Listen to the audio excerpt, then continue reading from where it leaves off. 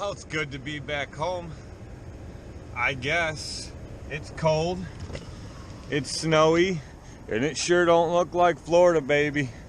That's faux show, you know, because then you gotta do stuff like run this plow. But I haven't put a mount on the dash yet for this plow, or for this GoPro, but I'm going to, obviously, because I need it. A lot of my plowing videos this year will be you riding in the truck and looking out. I think I'm going to put one up on the roof there so you get an outside view looking down and make a bunch like that. But as far as setting it up outside the truck, that's really not going to happen because it's all driveways. I don't have parking lots anymore. I did a few in the past where I filmed them from outside, but that's because I had a parking lot and I could set it up and then just plow a bunch. You know, driveway, I'm in and out in 2 minutes. You know, I'm not going to get out and set up a camera and do that driveway. And you know, maybe if I'm on one of my bigger driveways and I'm just like going through and cleaning up the next day or something, but in the middle of my plow route, like when it's really snowing, I'm not going to stop to do all that. So I need some mounts in here. I need one on the dash facing out so I can talk to you guys while I'm plowing, and then I need another one I'm going to mount to the roof looking down so you get an outside view. I've seen some people make videos like that. Those are pretty cool. But so anyway, those new, if you watch yesterday's video, I got the call walls at the airport for new driveways, and I went and looked at them last night and I got them. So I have to go and stake them this morning, and then I have to, in the last GMC I built a box across, you know, in between the wheel wells, and I put all my cinder blocks in there for weight, and this truck is no different, needs weight. So I need to go get some 2x4s so I can build that up. I go real simple, but I'll film it. You'll see what I mean. So I'm gonna go mark these driveways, and then I have to talk to the one lady who's gonna write me a check. I gotta go get some gas in this pig, and then I am gonna go get some materials to build that box. So we'll see what today has to hold. So today's been a lot of running around, just running everywhere. I went and staked them driveways, and I talked to the lady that hired me for all those driveways. It's funny because I got the call while going through TSA, and my phone was in the bin and I could hear it going off, and I got to the other side and the TSA guy goes, "You better answer that, it sounds important." I said, "Yeah, it always is." And so I called her back, and so I went and met with her this morning, and I got all those driveways and I staked them. So not only did I not lose any driveways in this event we had while I was in Orlando, but I gained a bunch of new ones as well, which are all still right next to all my other ones. I had to run up to Napa, pick up some more bottles of K100 because I'm out, and once every 3 weeks or so this time of year, I dump it into a full tank of gas in the truck, and it keeps it running the way it should. I had to go to Harbor Freight, pick up some shop towels, a few other little things, but I also had to go put gas in the truck because it was on like a quarter of a tank, and I don't like letting them get that low in the winter. I got to get the snow out of there, and I got some 2x4s to build my little box type deal there. You'll see, I'll show you in a minute. But I did do a little bit of plowing with this last night, and the one thing I noticed is I usually plow in float mode. I've done that with all my plows. You know, I drop it down, and I hold the button till the float light lights up, and I plow in float mode. That way the blade will follow the contour of the ground. But I notice, you know, I'm used to the Boss plow where it's just a cylinder here, there's no chains, and see with it down in float mode like it is right now, see how loose the chains are? I may have to bring them up a notch and tighten them up a little bit, because I notice when I get to the edge of the driveway, you know, whenever I plow a driveway, and I'm sure everyone does it this way, you know, I push the snow to the edge of the driveway, and then just as I get to it, I lift the blade up and push it back in a few more feet. That way you don't tear up the grass or nothing like that. But I notice when I get to the edge of the driveway and I press the up button, it takes a second, and then the blade starts coming up, and it comes up slower. And then my Boss plow used to it. I think it's because it's picking up the slack on the chain before it actually starts lifting the blade, which would make sense. So I'm going to have to adjust that. But now I have to cut those boards up, and oh my good Lord, child. This garage is a mess. Look at this place. I got blowers laying all over. I got the Great Dane back there. I have the long tube piece there. Let me set my coffee down. Got the long tube piece here. I don't know if you can see it way back there, but it just goes on to the end of this BG86, and it's what I use for blowing out gutters. So I have to clean this up a little bit, which should be no big deal, but I have a gas log stove right here I got from Ryan, which I'm going to be putting in my front living room, and it has the full chimney kit, and I think there's more pieces than that even. There's another piece of it here, so that'll be going in eventually when I get there. But look at the mess in here. There's stuff everywhere. But anyway, so I need to get all the crap out of the back of that truck and cut those boards and screw them together, and you'll see what I mean here in a minute.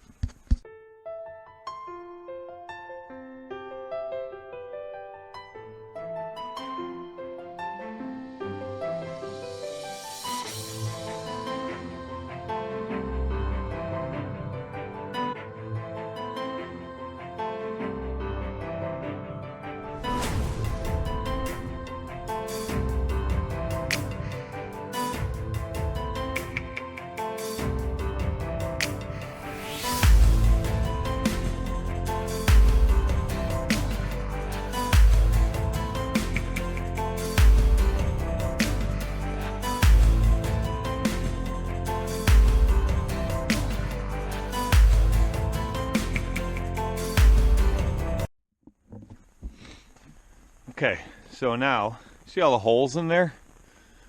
Those are from the fifth wheel hitch from the last guy that owned this truck. So you see there's slots right there. There's one in front of the wheel well and behind it on both sides. So pretty much what I do is I just run a 2x4 across, 2x4 across, and then I run one down that side of the wheel well, one down that side, and I screw it together. That way the box doesn't move, and I set my cinder blocks right in the box there. And then that way, you know, even if it gets slippery like you just saw up there, slippery, the cinder blocks don't move around. A few years ago I tried, this is what Ryan does. Ryan stacks his cinder blocks right across the back here. He puts a board down through there like a 2x6 or 2x10 right across there, and he stacks them across, and he said that works really well for him as far as weight goes. But I tried it and I didn't like it. I didn't like the way the back end of the truck felt, and it just felt like it moved around a lot for me. So, you know, after I did that, I went right back to the style I did the other way, and that's how I had it in the other GMC, the last one. So I'm going to build it the same way here. It doesn't have to be nothing high, like you don't have to use the 2x6s, 2x10s, 12s, whatever. You just use 2x4s. They just need to be up that higher, so, you know, just to keep the blocks from sliding around. It keeps them in place.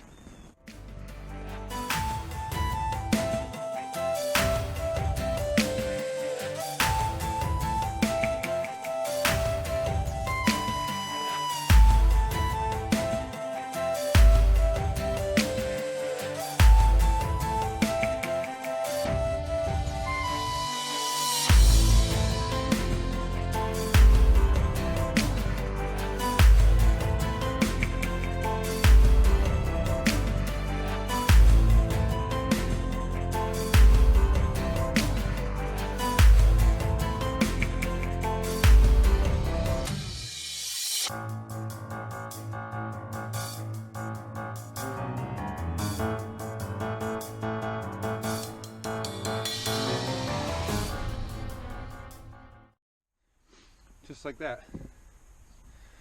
Now someone's probably going to ask, and I have no idea how much that weighs. I could probably figure it out. I could Google how much a double cinder block weighs. 1, 2, 3, 4, 5, there's 7 of them in there. And I could figure it out, or you could Google it and answer your own question. I don't know how much it weighs, but it's always worked for me in the past.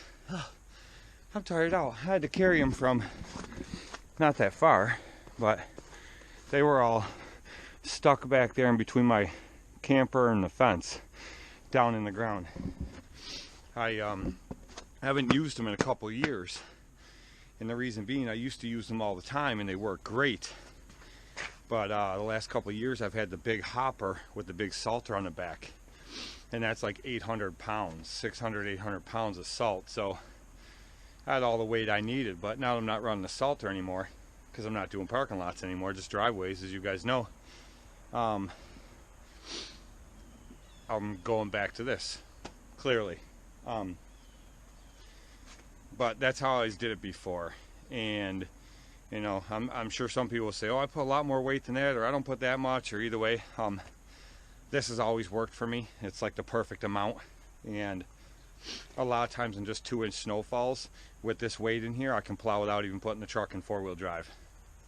But on those heavy, thick, wet snowfalls like we had when I was in Orlando, the guy had doing my plowing for me, he said, man, you need some weight in the back of this truck. You know, he definitely knows the difference. It's like 10, 11 inches thick of heavy, wet, like, see that stuff? It's not flaky, light snow. It packs. It's thick, heavy, wet mashed potato stuff. It's like pushing slush. So you definitely need some weight in there for the kind of stuff we get around here. But having too much weight can be worse than not having enough weight. I've been down that road many times and I've experienced that. So, like I said, this works out perfect for me. It's the perfect amount of weight and it's cheap and easy. I think I paid like $7 a piece for these cinder blocks or something. $5, $7 a piece at Home Depot like 6 years ago. And I bought 4 2x4s. I need one for another project and I have those scraps there, but the 3 2x4s I use, not even 3 complete 2x4s. They were $2.23 a piece or something. So let's just say they're $5 a piece for the bricks. So 5, 10, 15, 20, 25, 30, $35. 1, 2, 3, 4, 5, $6. So $40. And I got all that weight in there. So it's cheaper than a lot of alternatives. I know years ago, I know guys that do firewood in the winter time and they used to just put a bunch of firewood in the back, and that works too. But this is what I do, it's what works for me. We need to take a walk back to the chickens.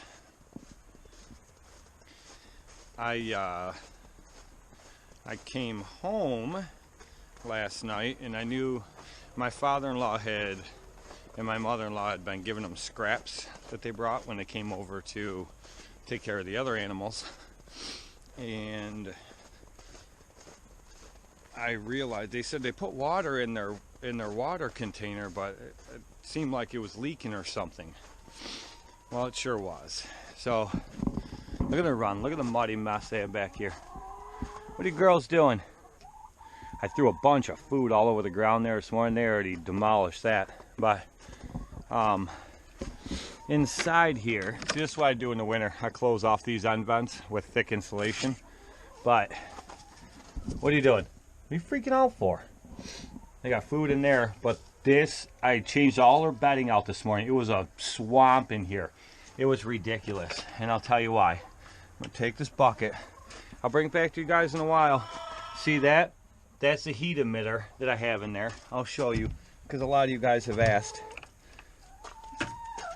This heat emitter I have just into a light socket there, and it goes up with their heat lamp up there, and it keeps the water from freezing. It doesn't let the rim get hot enough or the bucket hot enough that it melts the bucket or anything, but it keeps the water from freezing, which is exactly what it's supposed to do. These here, I had drilled holes in there and I screwed these in and they were fine, but you can see the drips of water.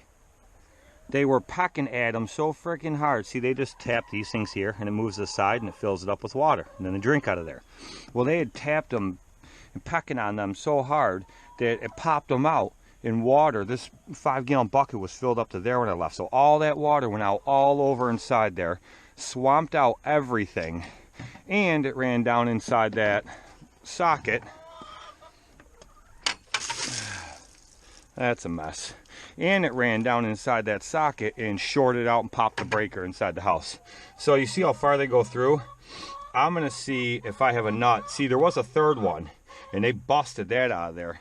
So I took a couple rubber O-rings, washers, ran a bolt through there, and that took care of that. But I gotta have at least 2 of them in there. So I'm gonna go see if I have a washer, some type of washer that'll screw onto the back side so that they can't pull these out again.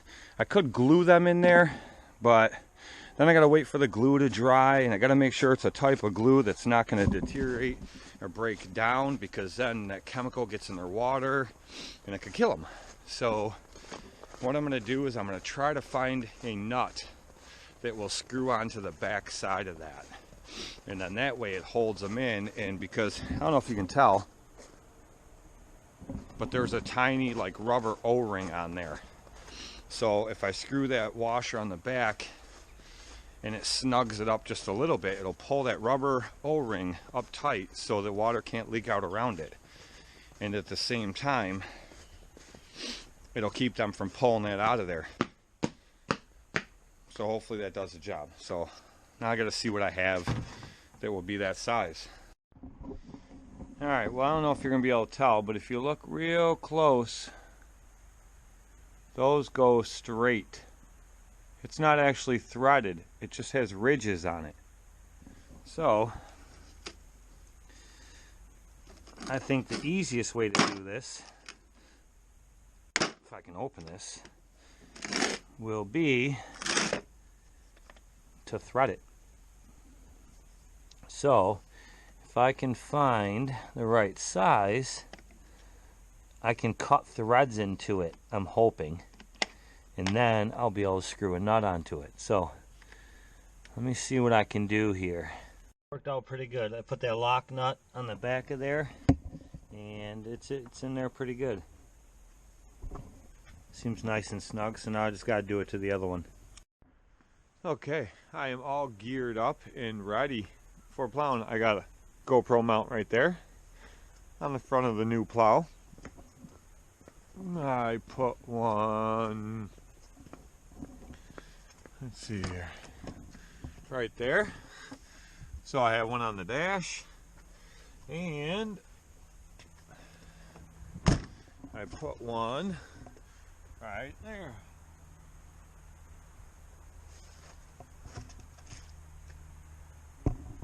So now there's one outside up front, so I can do a top view coming down toward the front. I got one on the plow if I want to get some shots from there, and I have the one on the dash for the times when I'm just gonna film from inside the truck. So there's 3 mounts. Good thing I have a whole ton of them things. Hey, check this out, something I ordered on Cyber Monday. Let me pull you out of the mount here. Look what I ordered. I ordered, obviously that hole right there is where this Sessions camera sits, and then there's that light, and I'm gonna blind you for a second. Whoo! Dim, and then it pulses and then goes off. So real bright, dim, and then pulses. And it comes with the regular mount, so it clips right in there. This is what I use 90% of the time, by the way. So it comes with the regular mount, and it sits right in there, and then it has the slot mount already molded into the top, so I clip my GoPro into it. So when it gets darker, I have light. Pretty cool, huh?